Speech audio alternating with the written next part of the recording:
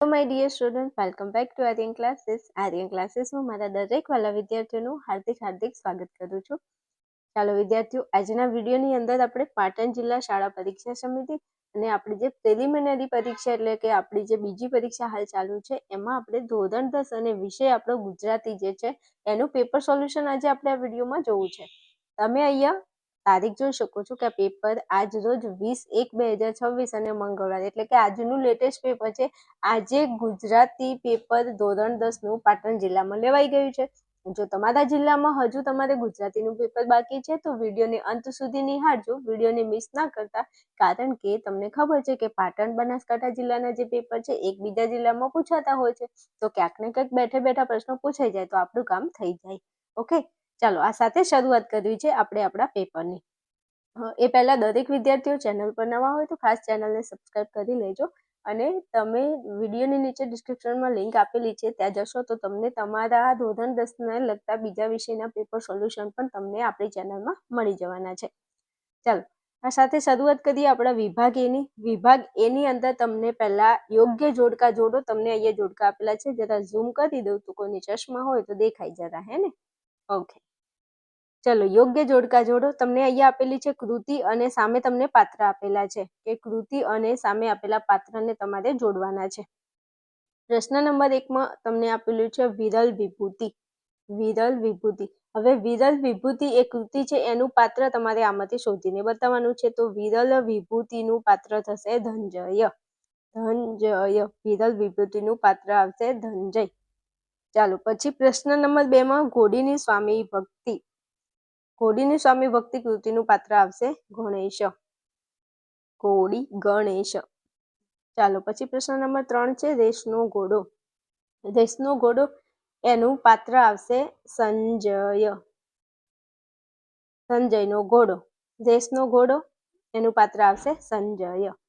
ચાલો પછી પ્રશ્ન નંબર 4 છે ચોપડાની ઇન્દ્રજાળ. તો ચોપડાની ઇન્દ્રજાળનું પાત્ર આવશે દાસ કાકા. જવાબ આવશે દાસ કાકા. આમાંથી ક્યાંક ને ક્યાંક તમને જોડકા પૂછાઈ શકે છે, તો જરા ધ્યાનમાં રાખજો પ્રશ્નોને. ચાલો પછી આપણે આગળ વધવું છે. તો પ્રશ્ન નંબર આપણો 2 માં આપણને એવું કહ્યું છે કે નીચે આપેલા વિકલ્પોમાંથી યોગ્ય વિકલ્પો પસંદ કરી તમારે ખાલી જગ્યા પૂરવાની છે. તો કાંઈ વાંધો નહીં, જોઈ લઈએ. પ્રશ્ન નંબર આપણો 5 છે ભારતીય સંસ્કૃતિની વિરલ ધરોહર શ્રીમદ ભગવદ્ ગીતામાં ખાલી જગ્યા અધ્યાય છે. ભાઈ આપણી જે ભગવદ્ ગીતા છે તો ભગવદ્ ગીતામાં કેટલા અધ્યાય છે? તો ભગવદ્ ગીતાની અંદર 18 અધ્યાય છે. જવાબ આવશે 18. ચાલો પછી પ્રશ્ન નંબર આપણો 6 ડાંગવનો અને કૃતિમાં લેખકે કવિ ખાલી જગ્યાને યાદ કર્યા છે. ડાંગવનો અને આ જે કૃતિ છે એમાં લેખકે કયા કવિને યાદ કર્યા છે? તો રાજેન્દ્ર શુક્લને યાદ કરેલા છે. કોને? રાજેન્દ્ર શુક્લને યાદ કરેલા છે. ચાલો પછી આપણે આગળ વધીએ. તો પ્રશ્ન નંબર આપણો 7 છે આંબા પટેલ ખાલી જગ્યા જઈ વસેદી મૂલવી લાવ્યા. આંબા પટેલ ખાલી જગ્યા જઈ વસેદી મૂલવી લાવ્યા. તો કઈ જગ્યાએ ગયા હતા? તો બાબરા ગયા હતા. કઈ જગ્યાએ ગયા હતા? બાબરા. ઘાઘરા નથી હો, બાબરા છે, જરા જોજો. હાલો પછી આગળ વધીએ. તો પ્રશ્ન નંબર 8 છે ખાલી જગ્યાની સ્વસ્થતાનો શરીરની તંદુરસ્તી પર સીધો પ્રભાવ પડે છે. મન મેરા મન ક્યું તુમે ચાહે. એ જો મન હે ના, તો આ મનની સીધી અસર આપણી તંદુરસ્તી ઉપર પડે છે. મન સ્વસ્થ તો આપણું શરીર સ્વસ્થ. મન અશાંત હોય તો શરીર પણ અશાંત રહે છે. જવાબ આપણો આવશે મન. ચાલો પછી આગળ વધું. તો કમાં તમને કહ્યું છે કે નીચેના પ્રશ્નોના એક વાક્યમાં ઉત્તર લખવાના છે. બે પ્રશ્નો તમારે જાતે જોઈ અને તૈયાર કરી લેવાના છે. પ્રશ્ન નંબર 9 માં કહ્યું છે કે શ્રીમદ ભગવદ્ ગીતા એ શાનું ચિંતન કરનાર ગ્રંથ છે? અને 10માં કીધું છે સત્તાવધાનની શક્તિ એટલે શું? આ બંને પ્રશ્નોના જવાબ તમારે ટેલી કરી લેવાના છે તમારી ટેક્સ્ટબુકમાંથી. ચાલો પછી તમને 3-4 વાક્યમાં ઉત્તર કીધા છે, તો તમને 11, 12 અને 13 પ્રશ્નોમાંથી તમારે કોઈ પણ 2 પ્રશ્નો લખવાના છે. અને ઈમાં તમને 8-10 વાક્યોમાં મુદ્દાસર ઉત્તર લખો. પ્રશ્નો આપેલા છે 14, 15 અને 16. એમાંથી તમારે કોઈ પણ 2 લખવાના છે. તો જરા જોઈ લેજો. પ્રશ્નો મોસ્ટ આઈએમપી પૂછેલા છે અહીંયા. ચાલો ત્યાંથી આગળ વધું છું વિભાગ બી ઉપર. વિભાગ બી એ આપણો આમાં તમને 4 ગુણનો પૂછાય છે ને એમાં જોડકા તમને આપેલા છે. અને જોડકામાં તમને કૃતિ અને સાહિત્ય પ્રકાર આપેલો છે. અહીંયા કૃતિ આપેલી છે ને એની સામે સાહિત્ય પ્રકાર આપેલો છે. તો જરા જોઈ લઈશું. પ્રશ્ન નંબર 17માં કીધું છે બોલીએ ના કાંઈ. ના બોલવું હોય તો કાંઈ નહીં, તમે તમારા ઘરે રહો. તો બોલીએ ના કાંઈ એનો સાહિત્ય પ્રકાર કયો છે? તો એમાં જવાબ આવશે ગીત. બોલીએ ના કંઈ એનો સાહિત્ય પ્રકાર થશે ગીત. રેડી? શું આવશે જવાબ? ગીત. ચાલો પછી પ્રશ્ન નંબર આપણો 18 છે વૈષ્ણવજન. તો વૈષ્ણવજન એ શું છે ભાઈ? પદ છે. શું છે? પદ છે. વૈષ્ણવજન એ પદ છે. જવાબ આવશે પદ. ચાલો પછી પ્રશ્ન નંબર 19 છે ચાંદલિયો. તો ચાંદલિયોનો સાહિત્ય પ્રકાર શું થશે? તો ચાંદલિયોનો સાહિત્ય પ્રકાર થશે લોકગીત. વનમાં ચાંદલિયો ઉગ્યો રે, રશિયા મને સૂરજ થઈ લાગ્યો. આપણો ચાંદલિયો જે છે ને એ આપણું લોકગીત છે હો ભાઈ, એટલે યાદ રાખજો, જરા ભૂલી ના જતા. ચલો પછી 20માં કીધું છે વતનથી વિદાય થતા. તો એમાં આપણો જવાબ આવશે સોનેટ. વતનથી વિદાય થતા એ શું છે? સોનેટ છે. ચાલો પછી ત્યાંથી આગળ વધીએ તો બમાં આપણને કહ્યું છે યોગ્ય વિકલ્પો પસંદ કરી અને આપણે ખાલી જગ્યા પૂરવાની છે. પ્રશ્ન નંબર આપણો 21 છે હાઇકુ સાહિત્ય પ્રકારમાં ખાલી જગ્યા અક્ષર હોય છે. હાઇકુમાં કેટલા અક્ષર હોય છે? 17 અક્ષર હોય છે. હાઇકુમાં કેટલા અક્ષર હોય છે મારા વાલાઓ? 17 અક્ષર હોય છે. ચાલો પછી આગળ વધીએ. પ્રશ્ન નંબર 22માં એક બપોરે કૃતિમાં ખાલી જગ્યાના વૃક્ષનો ઉલ્લેખ કરવામાં આવ્યો છે. તો એક બપોરે કૃતિમાં કયા વૃક્ષનો ઉલ્લેખ કરવામાં આવ્યો છે? તો જવાબ આવશે મહુડી. જવાબ શું આવશે? મહુડી. એક બપોરે કૃતિમાં કયા વૃક્ષનો ઉલ્લેખ કરવામાં આવ્યો છે? મહુડી. રેડી? ઓકે. ચાલો પછી પ્રશ્ન નંબર 23માં ગંગા સતીના શિષ્ય ખાલી જગ્યા હતા.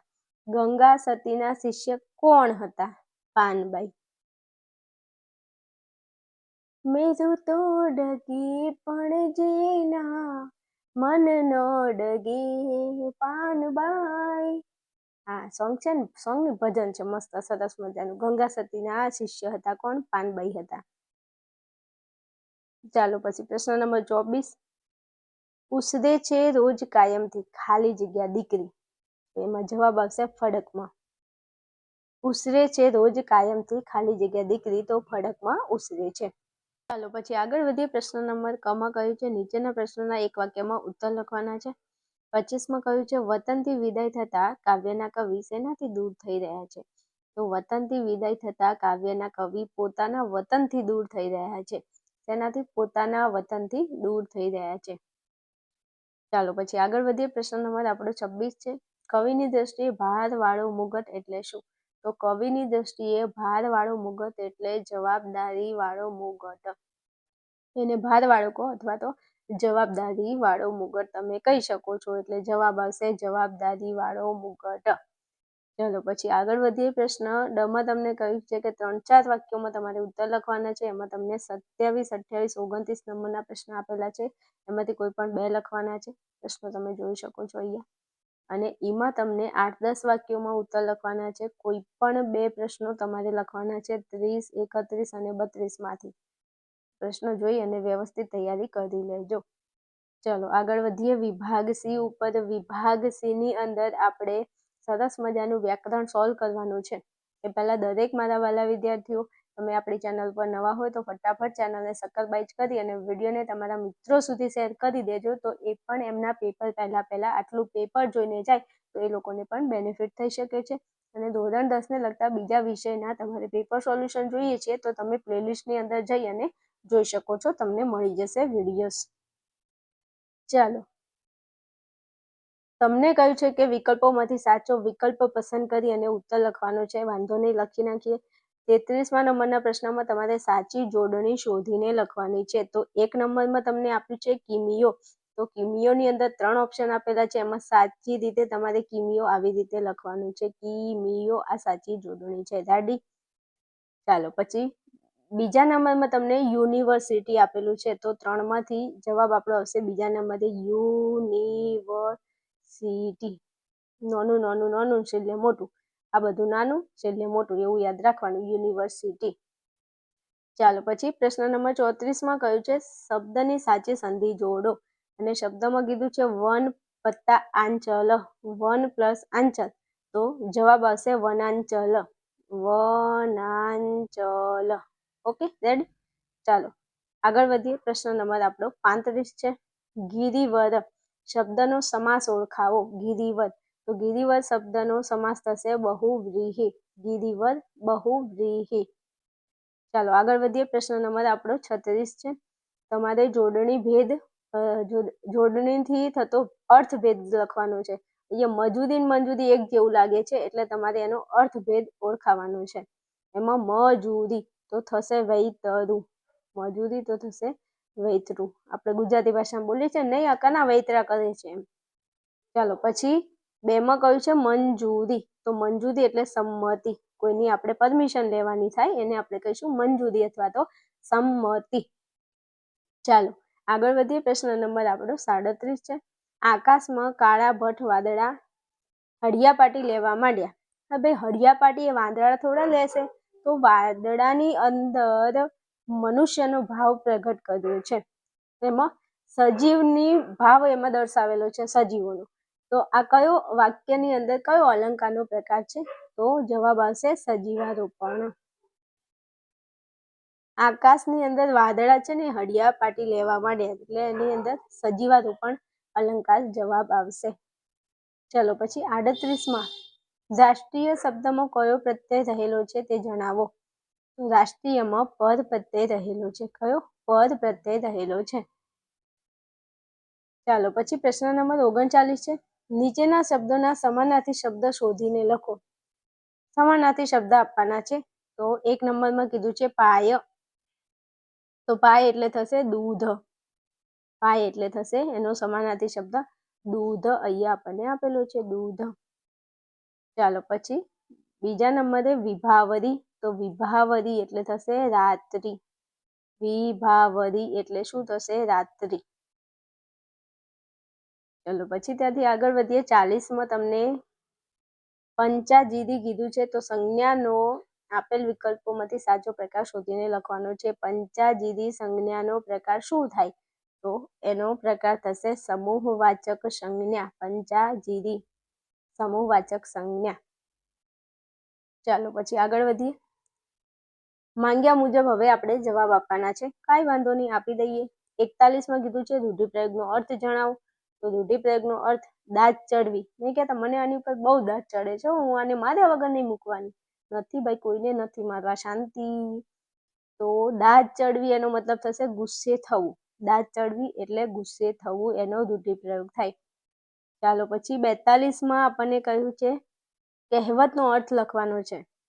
એમાં નહીં ઘરના કે નહીં ઘાટના. નહીં કહેતા ધોબી કા કુત્તા, ન ઘર કા ન ઘાટકા, તો ન આ બાજુ ના તે બાજુ. આપણે કોઈ બાજુના ના રહીએ, આનાય ના રહીએ ને ઓલાનાય ના રહીએ, બધી બાજુથી આપણે વધીએ એમ. તો ન આ બાજુના ન તે બાજુના. ચલો 23 શબ્દ સમૂહ માટે એક શબ્દ આપો. શરીરે મોટું પણ અક્કલમાં ઓછું. બોલો, શરીરમાં મોટું, શરીર ગમે એટલું મોટું હોય પણ અક્કલ ના હોય તો અને શું કહેવાય? મૂઢમતી કહેવાય અથવા તો જડસુઈ તમે લખી શકો ભાઈ. હા, શરીર મોટું હોય પણ અક્કલ ના હોય તો એને તમે મંદ બુદ્ધિનું લખી શકો, મૂઢમતી લખી શકો, તમે જડસુઈ લખી શકો. હા, આ ગવર્મેન્ટનો શબ્દ છે જડસુ, અને તમારી ટેક્સ્ટ બુક પ્રમાણે તમે મૂઢમતી લખી શકો, ઓછી બુદ્ધિનું લખી શકો છો. રેડી? તમે શું લખીને આવ્યા ને મને કોમેન્ટની અંદર જણાવી દેજો. ઓકે, હાલો પછી આગળ વધીએ. 44 વિરોધી શબ્દ આપવાનો છે. એમાં કીધું છે અમર.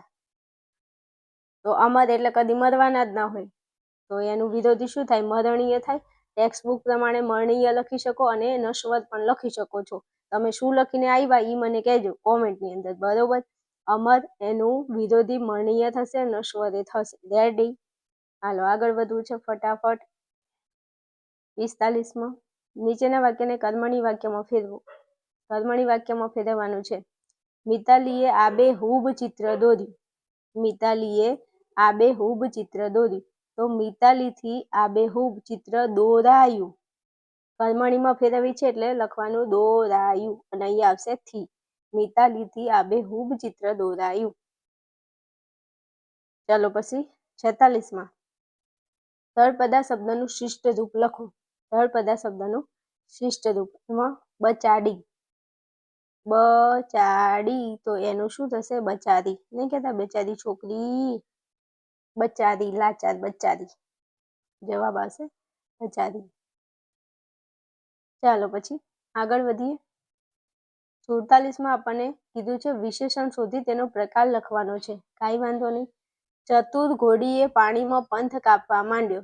ચતુર ઘોડીએ, ઘોડી કેવી? વિશેષણમાં પૂછવાનું કેવો, કેવી, કેવું.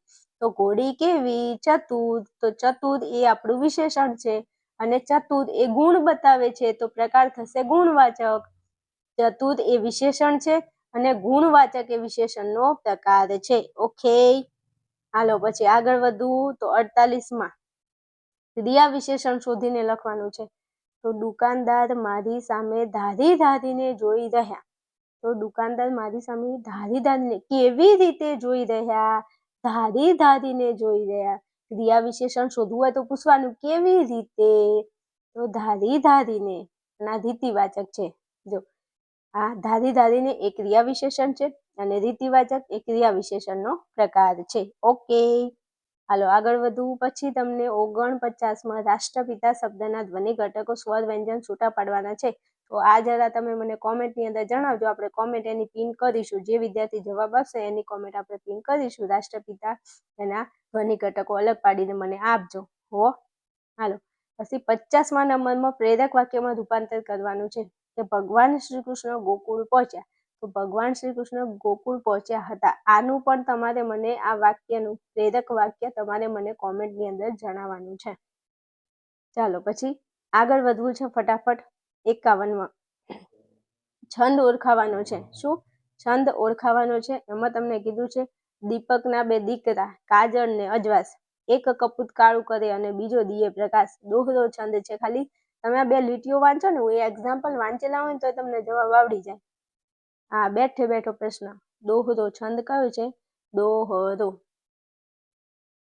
ચાલો પછી 52માં મારા અક્ષર 17 છે. કાંઈ વાંધો નહીં. મારો પ્રથમ ગણ ગુરુ ગુરુ ગુરુ છે. કાંઈ વાંધો નહીં. હું શાંત, ગંભીર અને વિરહની લાગણીઓનો ભાવ વ્યક્ત કરું છું ને ચોથા ને 10મા અક્ષરે વિરામ લઉં છું. તો મને ઓળખી બતાવો. બોલો, હું કોણ? હું મંદાક્રાંતા. મંદાક્રાંતા. ભાઈ અહીંયા છંદ કયો છે? મંદાક્રાંતા. જો 17 અક્ષરના 4 છંદ છે. હરિણી છંદ છે, પૃથ્વી છંદ છે, પછી શિખરેણી છંદ છે અને મંદાક્રાંતા છંદ છે.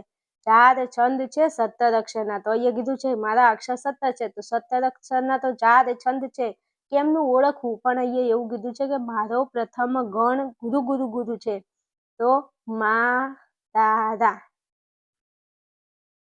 મંદાક્રાંતા જે છંદ છે એનું જે બંધારણ છે એનો પહેલો અક્ષર મ આવે, મ ગણ. અને મ ગણના અક્ષરો આવે ગુરુ ગુરુ ગુરુ. મા તારા એટલે કે ગુરુ ગુરુ ગુરુ. એટલે આપણને ખબર પડી જાય કે અહીંયા મંદાક્રાંતા છંદની વાત થઈ રહી છે. ઓકે, ચાલો પછી આગળ વધીએ. વિભાગ ડી તમે અહીંયા જોઈ શકો છો.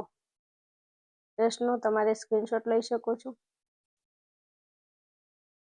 ગમે તે એક તમને પૂછેલો છે અહીંયા. નિબંધ. નારી તું નારાયણી, નારી તું ના હારી. પછી આપણા ઘડવૈયા બંધાવ આપણે. પછી મારો યાદગાર પ્રવાસ લખી શકો છો. તમને મજા આવે, સરસ મજાનો 8 ગુણમાં તમને પૂછાય છે. ઓકે, ચાલો અહીંયા આપણું ગુજરાતીનું પેપર સોલ્યુશન પૂરું થાય છે. વિડીયો ગમે તો જરા લાઈક શેર કરતા રહેજો અમારા વાલા.